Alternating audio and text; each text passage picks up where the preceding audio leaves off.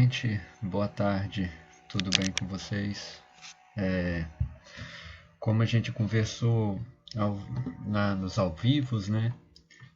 Nós tivemos algumas discussões interessantes, então eu ainda vou insistir um pouquinho no nosso código de ética, algumas questões que surgiram e, e reforçar essa coisa do compromisso social da psicologia, porque eu acho que é algo importante, algo interessante para a gente continuar discutindo.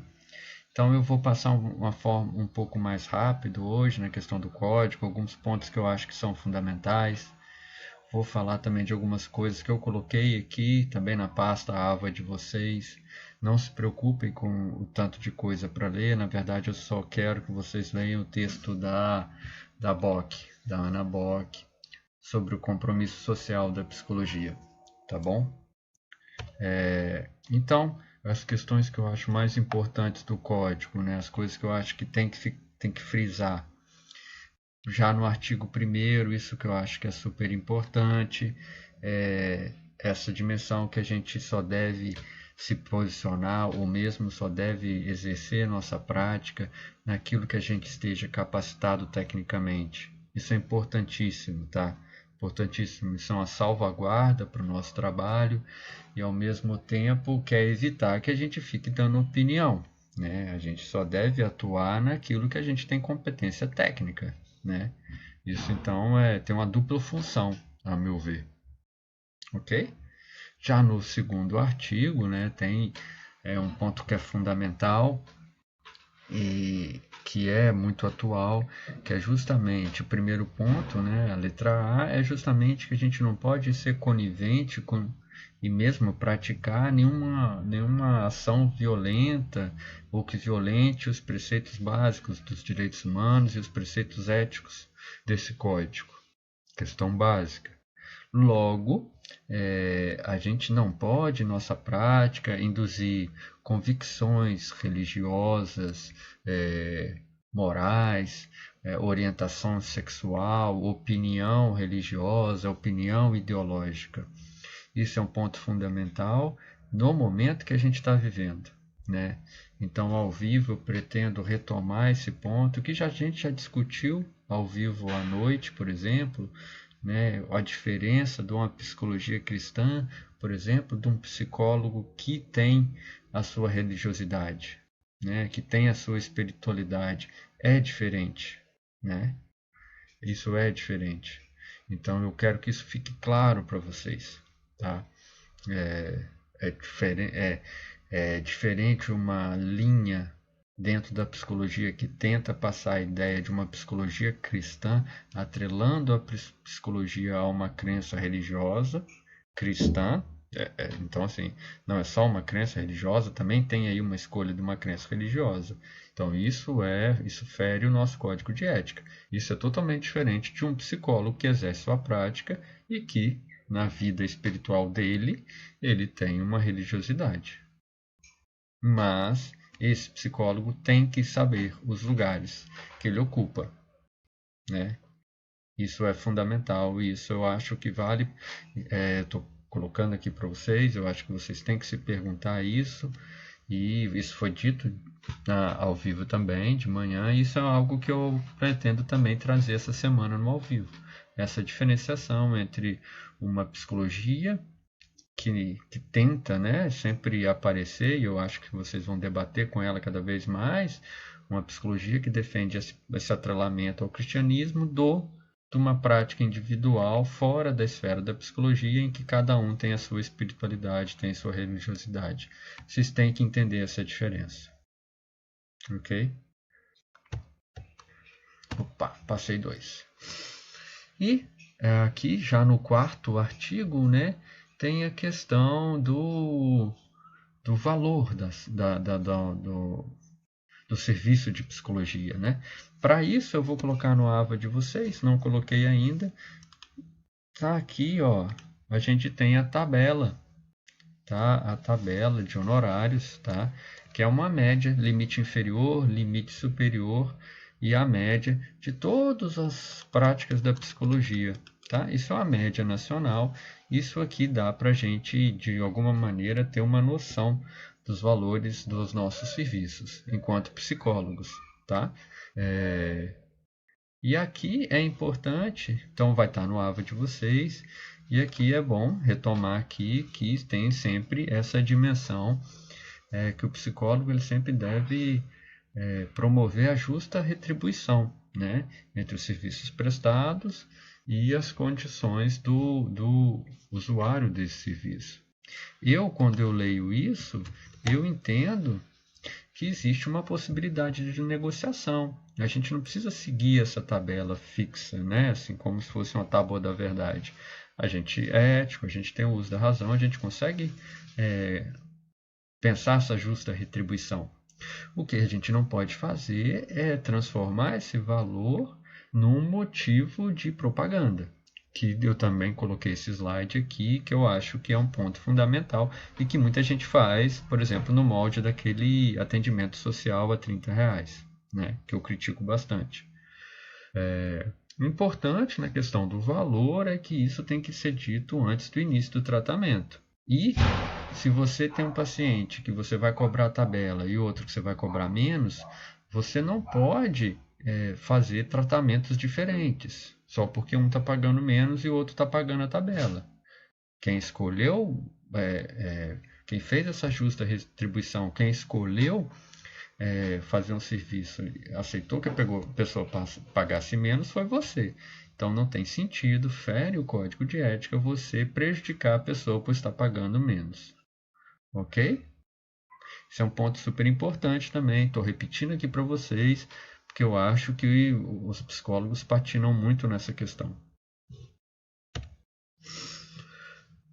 8º artigo, né? Eu acho o 8º, o 9º, o 10º são os fundamentais, assim, né? Que mais geram polêmica, né? Acho que a bateria aqui do meu note vai acabar. O que mais gera polêmica, né? Que é justamente essa dimensão do sigilo, a dimensão da quebra do sigilo e do menor prejuízo. Um minuto só que eu já volto. Espera aí.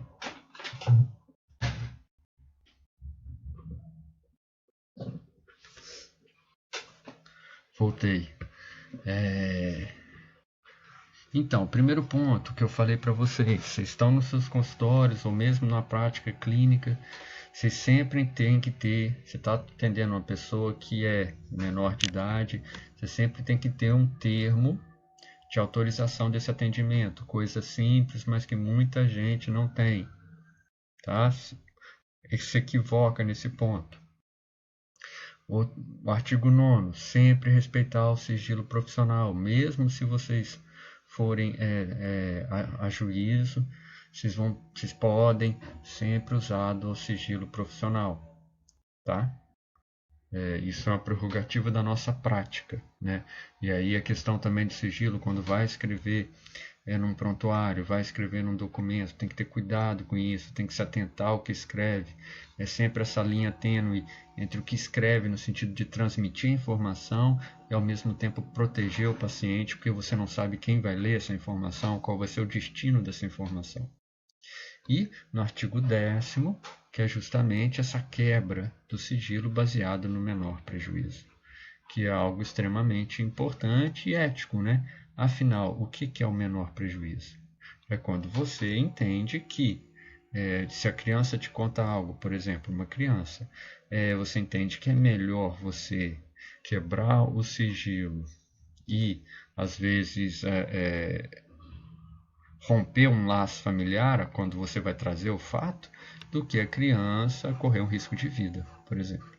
Rompimento de uma relação familiar é um menor prejuízo frente a um risco de vida, por exemplo.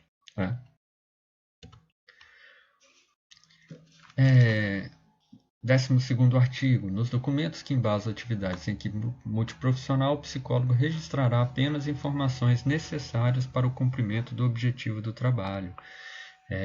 E aí o 15º também fala sobre a questão da guarda dos documentos. A gente tem uma resolução só sobre guarda de documentos também, guardar por 5 anos em material em local adequado. Por que você tem que guardar? Por que lá no meu consultório, por exemplo, eu tenho que ter uma guarda dos documentos referentes à psicologia? Porque caso tenha algum tipo de você contestado por algo que eu escrevi, e aí a pessoa denuncia para o CRP, se abrir um processo contra mim, o CRP vai querer ver esses documentos. Então eu tenho que ter isso guardado, por exemplo, né? A esse respeito, eu vou colocar para vocês também no AVA esse documento aqui, super interessante, saiu ano passado, né, 2019, que é a resolução de 2019 de junho sobre a redação de documentos psicológicos, né? Aí aqui, por exemplo, eu deixei na parte que documentos são esses, né? O que são os documentos psicológicos? Declaração, atestado, relatório, laudo psicológico e parecer psicológico. Esse é importante porque aqui aparece o relatório multiprofissional. Nas outras resoluções não tinha o relatório multiprofissional. Então, essa resolução é coisa para você imprimir e você ter na sua pastinha, porque é algo super importante. Porque ali ele fala, e eu ainda coloquei para vocês a resolução comentada pelo CRP. Então, assim, ou CRP ou CSP, comentado. Então, ele fala qualquer documento escrito por nós, qualquer documento escrito por um psicólogo, vai se enquadrar nesse tipo de documento e ali vai explicar como a gente deve escrever, o que deve ter em cada documento. Qual documento entra um CID, por exemplo, qual não entra. Se você escrever um CID, você precisa da autorização do paciente, por exemplo. Você tem que assinar todas as páginas. Coisas simples, coisas bobas que talvez vocês já viram em outra disciplina, mas eu estou aqui bancando o repetitivo, bancando o chato, porque eu acho que vocês têm que saber, tá bom? E isso é muito recente também, do ano passado, tem menos de um ano. E por fim, em relação ao código de ética, sempre que a gente aparece publicamente, tem que aparecer o nosso nome e o nosso registro, né? Então, se eu fizer alguma aparição pública, for um cartaz, vai parar lá o Lucas Fraga Gomes, CRP 162300, que é o meu registro. Isso está no código, tá? E eu, quando for fazer essa aparição pública, eu nunca vou poder usar o preço, né, o valor das minhas consultas como propaganda. Lembre-se sempre que um código de ética preza também pelo nosso reconhecimento social, como a população vai nos ver. Tá? E, por fim, aqui no F, é uma coisa no artigo 20, na letra F, um ponto que eu sempre falo com vocês, né? Não vejo muito sentido em entrar em debate e falar tal teoria é melhor que a outra, porque eu acho que hoje existem lutas mais importantes do que falar mal da comportamental, falar mal da analítica, falar mal da psicanálise.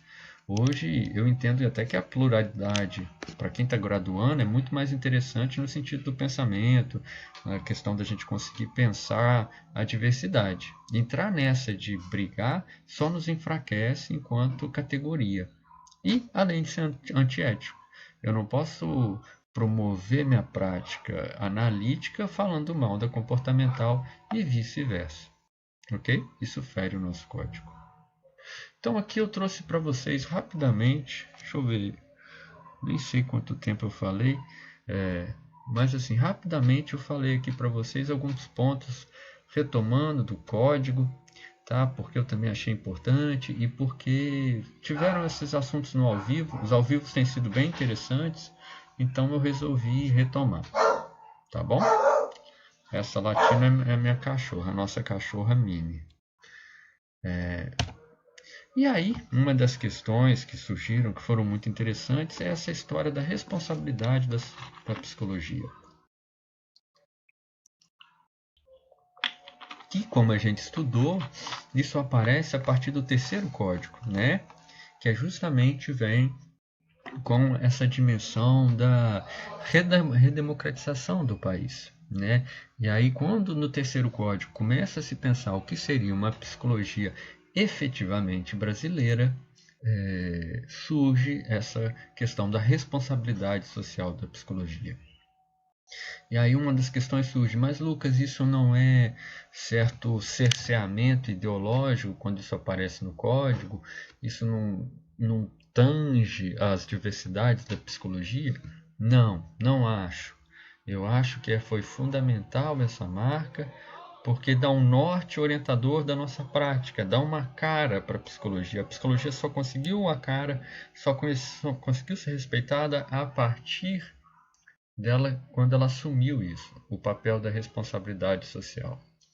Para tanto, né, se vocês pegam o código de ética, a gente tá lá o nome da Ana Bock, lá, eu acho que como conselheira presidente.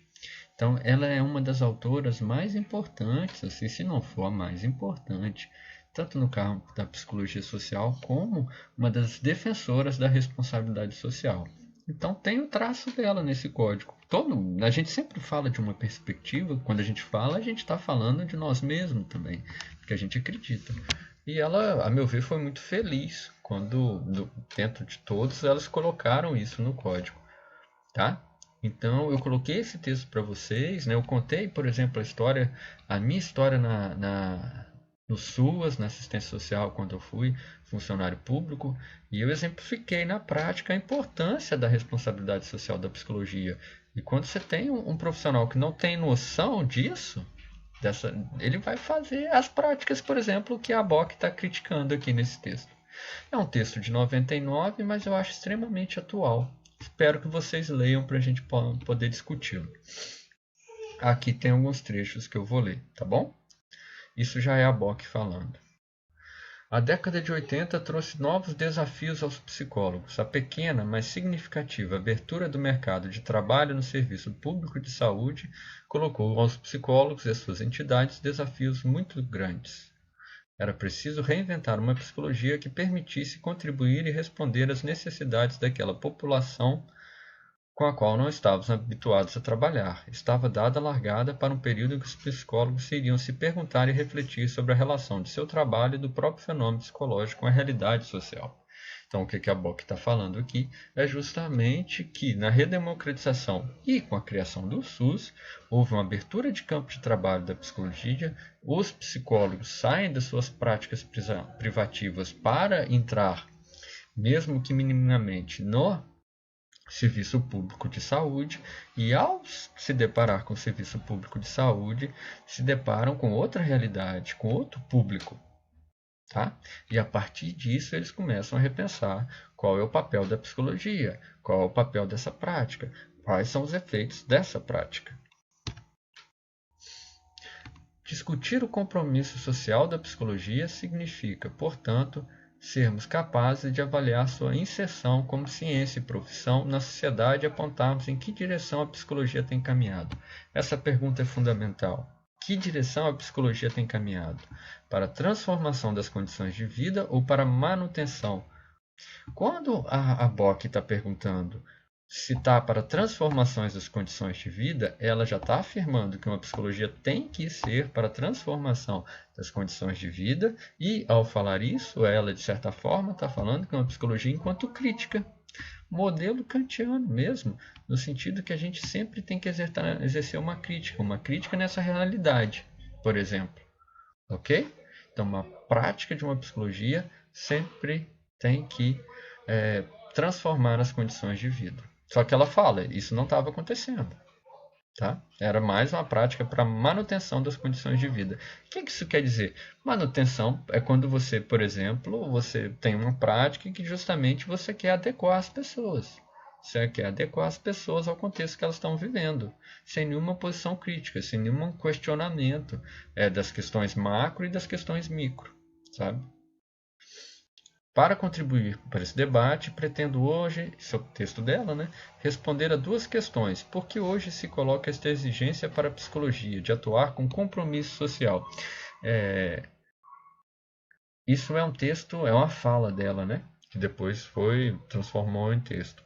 Quais os critérios para se afirmar que a intervenção demonstra compromisso social?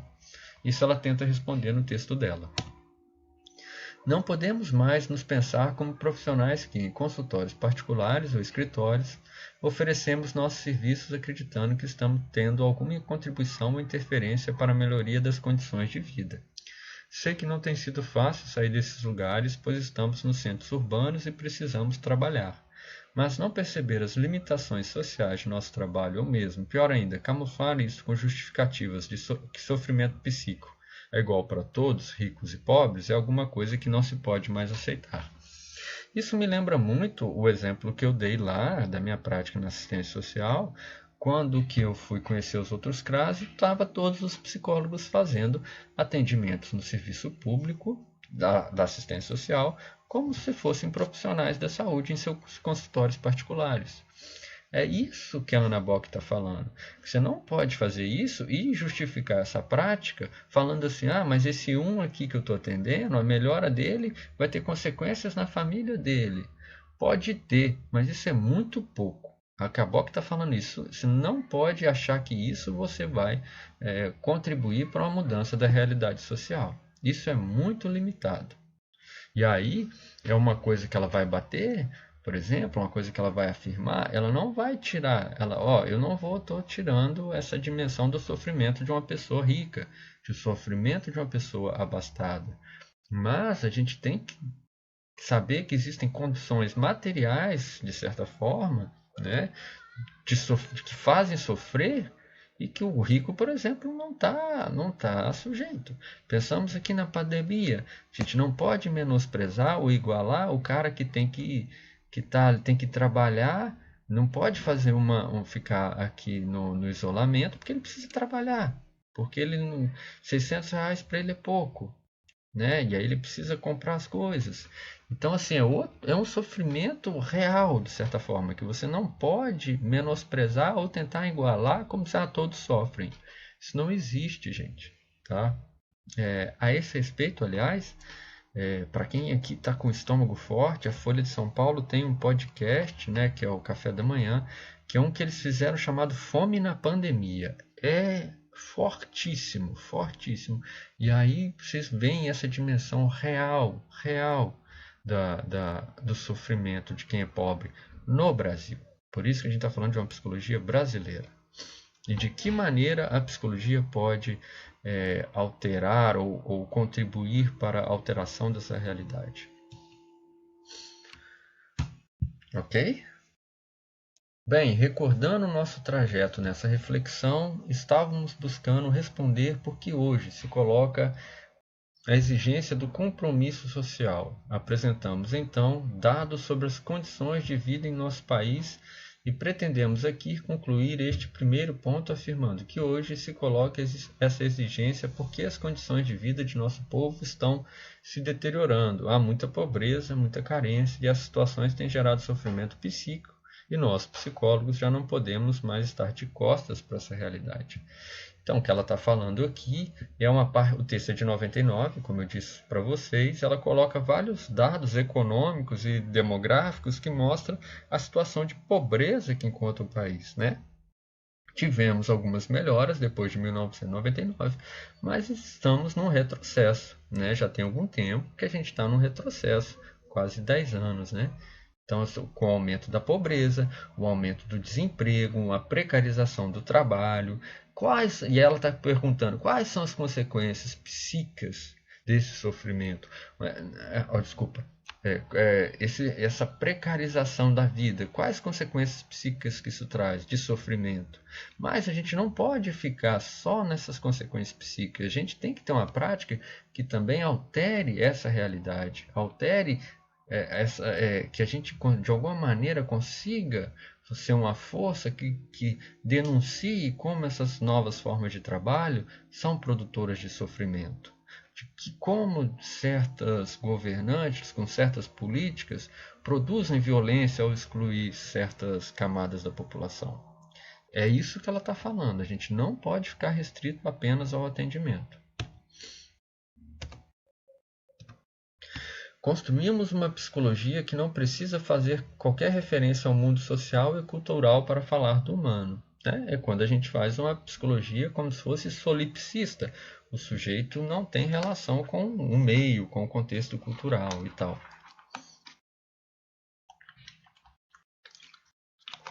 É como se a gente estivesse relativizando o sofrimento das pessoas na pandemia, né? Como, por exemplo, tem pessoas que sofrem com a fala do presidente. Isso é real, isso não tem como você relativizar isso. Temos visto isso em pronunciamentos de psicólogos que explicam o que se passa com o indivíduo sem fazer qualquer referência a questões políticas, econômicas e culturais de nossa sociedade. O máximo que avançamos é até o pai e a mãe do indivíduo. Nem na família, enquanto instituição social que se estrutura para responder, falta um R, às necessidades da sociedade burguesa e capitalista, chegamos ainda. Mas estamos avançando. Ela está otimista. A psicologia está, então, se abrindo para essas questões e isso coloca o compromisso social como uma possibilidade, como uma exigência, como um critério de qualidade da intervenção. Então, aqui no texto dela, ela vai vendo como que o psicólogo, muitas vezes, ao falar de certas coisas, ele não, né, ou certos fenômenos psicológicos, ele não vai falar do social, ele não vai falar da economia, ele não vai falar da política, como que os sujeitos estivessem ali numa bolha, como se isso não influenciasse eles. É, isso, às vezes a gente acha que é óbvio, mas não é óbvio. E aí as pessoas formam e vão reproduzir essas práticas que a Ana Bock está criticando, tá, gente? Então, é muito interessante esse texto, é muito importante esse posicionamento dela. E, gente, vocês estão falando aqui com um psicanalista, com um cara, vocês sabem que, né? Eu tem uma pegada um pouco diferente, mas eu acho extremamente fundamental esse posicionamento dela e que a psicologia tomou. Concordo plenamente, tá bom? É preciso ver qualquer intervenção, mesmo que no nível individual, como uma intervenção social e, nesse sentido, posicionada. Ih, rapaz, o que eu escrevi aqui? Eu não sei, eu tenho que consertar isso daqui. Aí, então, deixa eu repetir. É preciso ver qualquer intervenção, mesmo que no nível individual, como uma intervenção social, e nesse sentido posicionada. Isso é fundamental, e eu falei no ao vivo também, né? No sentido que a psicologia hoje, o Conselho Federal, o Conselho Regional, sempre se posicionam frente a certas questões, né, publicamente. Isso é super importante, é justamente para mostrar como a dimensão política, a dimensão econômica interfere nos sujeitos, fazem eles sofrerem, tá? Então, isso é fundamental e eu acho muito bacana quando eu vejo esses posicionamentos. Ah, o presidente falou uma besteira, vai o Conselho Federal e se mostra contra. Vai os psicólogos e se mostram contra. É essa a ideia de um compromisso social. Né? Com eleições para prefeito chegando, a gente tem que saber em quem a gente vai votar, quais vão ser as políticas que vão ser colocadas, o que a pessoa pensa da psicologia, o que ela está pensando de psicologia, de política de saúde, de política de assistência social. Isso tudo nos interfere. Tudo, mas aí a gente não pode pensar assim só a nível, né, da, da nossa profissão, do que vai beneficiar a nossa profissão enquanto campo de trabalho, mas enquanto intervenção na realidade mesmo. Né? E aí aqui a Bock cita um exemplo na educação. Né? Na área da educação existe um exemplo bem evidente. Falamos de fracasso escolar e dificuldade de aprendizagem nos referindo sempre ao aluno. Como podemos acreditar que uma parte apenas de um processo, a criança, fracassa sozinha? O processo de ensino-aprendizagem fracassou, não o aluno. Não temos dúvida hoje de que a psicologia contribuiu para ocultar as condições desiguais de vida no decorrer da história. A Ana Bock ela usa o exemplo da escola para mostrar um tipo de análise deficitária, né? Que aí ela fala, por exemplo, quando você vai analisar o processo de ensino-aprendizagem só pelo lado da criança. Você vai patologizar a criança, é um problema da criança por não estar aprendendo e vai esquecer os outros fatores importantes no processo ensino no processo de ensino-aprendizagem, por exemplo, metodologia, por exemplo, a escola, por exemplo, a turma, e o professor, e todas as variantes nesse processo. Ou se o aluno está chegando com fome, ou como é que está a família do aluno, por exemplo. né? Como é importante a questão da pandemia, a gente está falando, né? Como é importante a questão da comida nas escolas, como é fundamental para as famílias isso, né? Então, isso é uma análise muito mais rica e muito mais variada. E é isso que a Ana Bock está falando. A psicologia, quando pensa, por exemplo, no caso da escola, só como o fracasso da criança, ela está contribuindo para omitir a exclusão da nossa, que a nossa sociedade perpetua. E aqui eu acho que a parte final, exatamente, é quando ela está questionando justamente que a psicologia não tem identidade. Ela fala, não, a psicologia tem identidade. A psicologia tem uma identidade e essa identidade é problemática. Na verdade, penso que nos enganamos quando falamos que não temos identidade profissional. Temos sim. Temos uma identidade profissional que reflete a prática importante que temos tido, porém elitista, restrita, pouco diversificada e colada às necessidades e demandas de setores dominantes de nossa sociedade. Uma minoria que, possuindo condições de comprar nossos serviços, foi por muito tempo a única usuária deles. Queremos agora dar a volta por cima e construir uma profissão identificada com as necessidades da maioria da população brasileira. Uma maioria que sofre, dadas as condições de vida que possui. Uma maioria que luta, dadas as condições de vida que possui. Identificar-se com as necessidades de nosso povo e acompanhar o movimento dessas necessidades, sendo capaz de construirmos, sempre permanentemente, respostas técnicas e científicas. É este o nosso desafio. Muito bonito, né? Lembrando que esse texto é pré o código de ética, é pré o quarto código, né?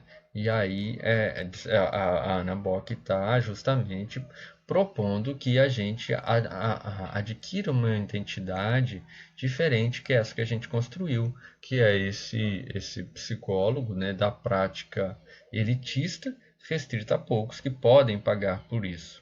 Né? Isso eu acho que mudou um pouco porque a psicologia entrou em vários espaços. Mas como a gente tem discutido muito ao vivo, a gente ainda vê muitos alunos formados ainda com essa ideia de uma psicologia privatista, uma psicologia que só está fundada numa prática elitista e privada. E aí a gente tem um outro debate muito bom que vale a pena a gente levar também para o ao vivo, né, que a gente teve na sexta noite, que isso é uma parte da formação do psicólogo, mas isso é o que eu defendo também, que diz respeito a uma parte que escapa à formação, que não diz respeito à grade curricular, diz respeito aos alunos, a quem está fazendo o curso e às vezes nunca se questionou o que quer com esse curso. É a pergunta fundamental. Para que eu quero ser psicólogo? O que eu quero contribuir com a minha prática? Sabe? Essa é a pergunta que eu deixo vocês. Eu espero que a gente consiga discutir mais ao vivo. Tá bom? Se cuidem e até a sexta de manhã e sexta de noite. Tchauzinho.